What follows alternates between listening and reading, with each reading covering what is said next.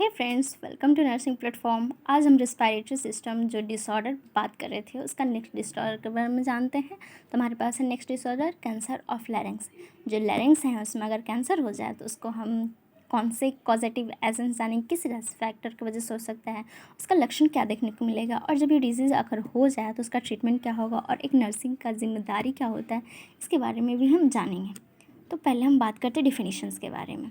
Presence of benign और malignant tumour in the larynx. अगर लैरिंग्स में कोई भी बेनाइन या फिर मेलिग्नेंट ट्यूमर हो गया है उसको हम लोग क्या बोलेंगे, कैंसर ऑफ लैरिंग्स बोलेंगे। Squamous cell carcinoma is the most common malignant tumour of the लैरिंग्स।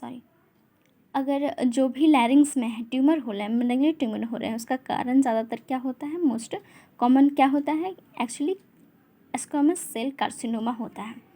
अब हम बात करते हैं रिस्क फैक्टर के बारे में, कॉजेज़ एंड रिस्क फैक्टर के बारे में बात करते हैं। तो फर्स्ट हमारा कॉजेज़ है सिगरेट स्मोकिंग। अगर कोई भी जो पेशेंट्स हैं वो सिगरेट स्मोकिंग कर रहे हैं उनमें ज़्यादा रिस्क फैक्टर रहेगा। अल्कोहलिज्म पर्सनस में ज़्यादा रहता है। टबैको चिपिंग, इंडिया में बहुत ज़्यादा टबैको की वजह से कैंसर हो रहे हैं, जैसे कि लैरिंक्स कैंसर हो गया, थॉरेक्स कैंसर हो गया, थ्रॉट कैंसर हो गया, माउथ कैंसर हो गया। ये जो बहुत ज़्यादा कॉजेज़ होता है वो टबैको की वजह से होता है। क्रोनिक लेरेंजाइटिस, अगर लेरेंजाइटिस में लेरिंग्स में इन्फ्लामेशन काफ़ी टाइम से है उसकी वजह से भी हो सकता है। अब बात करते हैं इसमें लक्षण क्या हमें देखने को मिलेगा जब हमारा लैरिंग्स में कैंसर हो जाएंगे। तो अ लंप इन द नेक, आपको नेक में जो लंप होगा वो देखने को मिलेगा, यानी कि जो लिम्फ नोड होंगे ना उसमें उभरा हुआ देखने को मिलेगा। चेंज इन वॉइस और हॉर्नेस ऑफ वॉइस, आपके जो वॉइसेस हैं उसमें आपको चेंजेस दिखने को मिलेंगे, और जो भी आवाज़ है ना वो भी साउंड प्रोड्यूस करेगा अलग तरीके का, जो नॉर्मल साउंड प्रोड्यूस होता है वो नहीं होगा। पेन इन द थ्रोट, जो थ्रोट है उसमें क्या होगा, पेन आपको फील होगा।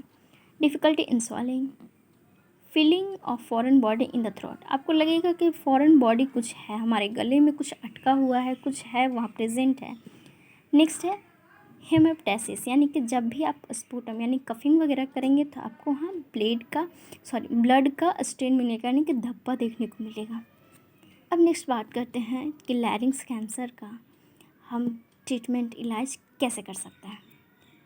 Treatment of लैरिंग्स cancer depend on the degree of tumour involvement, किस तरीके का डिग्री है ट्यूमर जो है उसका डिग्री लेवल क्या है, किस स्टेज में जा चुका है वो कैंसर, उसके अकॉर्डिंग हम ट्रीटमेंट देते हैं। तो फर्स्ट है, if the tumour is limited to the true vocal cord then radiation therapy is the best treatment. अगर जो ट्यूमर है वो क्या है, ट्रू वोकल कॉर्ड तक ही है, तो उसको हम रेडिएशन थेरेपी से हम उसको इलाज कर देंगे और ये ट्रीटमेंट बेस्ट ट्रीटमेंट रहेगा। Treatment of supraglottic tumours include radiation therapy और अ पार्शियल लेरेंजेक्टोमी विथ और without radical neck dissection. Chemotherapy also has the ability to control the development of a new primary tumor, but in the advanced larynx cancer is not effective. Chemotherapy हम provide करेंगे जब वो जो new primary tumour में ही रहेंगे, ज़्यादा develop नहीं हो पाएंगे, तब कीमोथेरेपी इफेक्टिव रहेगा। बट जो वो लैरिंक्स कैंसर अगर एडवांस स्टेज में चला गया तो कीमोथेरेपी कोई इफेक्ट नहीं काम करेगा, वो काम ही नहीं करेगा उस पेशेंट पे। तो नेक्स्ट बात करते हैं हमारी नर्सिंग रिस्पॉन्सिबिलिटी क्या होती है जब हम लेरेंजेक्टोमी करवाएंगे। Nursing management after the partial laryngectomy, अगर पार्शियल लेरेंजेक्टोमी हुआ है पेशेंट का तो उसका नर्सिंग रिस्पॉन्सिबिलिटी क्या होगा। Administration drug to the patient with 5 rules, it include right patient, right drug, right dose, right time and right route. जो हमारा 5 रूल होते हैं मेडिकेशंस का, एडमिनिस्ट्रेशन मेडिकेशंस 5 रूल, फर्स्ट क्या है, right patient, right drug, right dose, right time and right root.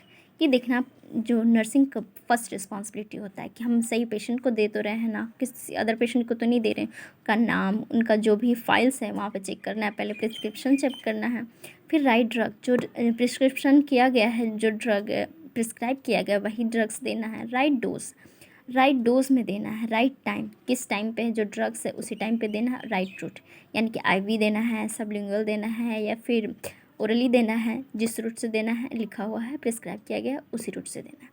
Next बात करते हैं provide follower position, it help in the decreasing oedema of the airway and facilitate breathing. जो follower position provide करेंगे patient को, और ये क्या करेगा, डिक्रीजिंग एडिमा हो गया है एयरवे में तो उसको डिक्रीज़ करने में हेल्प करेगा। फैसिनेटिंग ब्रीदिंग, और जो भी ब्रीदिंग में प्रॉब्लम हो रहा है उसको कम करने में हेल्प करता है। नेक्स्ट बात करते हैं insertion of tracheotomy tube and it care. जो ट्रैकेटोमी है उसको इंसर्ट करेंगे और उसका केयर भी करेंगे। Encourage the patient for a coughing and deep breathing. जो पेशेंट्स हैं उनको कफिंग करने के लिए और डीप ब्रीदिंग करने के लिए इंक्रेज करेंगे, ताकि वो जो धीरे धीरे हैं वो डीप ब्रीथ लें, ताकि जो लंग्स में प्रॉब्लम हो रहे हैं, लैरिंग्स में जो प्रॉब्लम हो रहे हैं वो धीरे धीरे सॉर्ट आउट हो जाए, रिलीफ मिले उनको। Suctioning of tracheotomy tube for cleaning airway. हम सक्शनिंग करेंगे किस लिए, ट्रैकेटोमी जो ट्यूब है उसको क्लीन करने के लिए, जैसे कि कोई ऑब्स्ट्रक्शन तो नहीं हो गया है एयरवे में, इसलिए क्लीन करेंगे। Provide chest physiotherapy. जो थेरेपिस्ट होंगे वो क्या करेंगे, चेस्ट फिजियोथेरेपी प्रोवाइड करेंगे।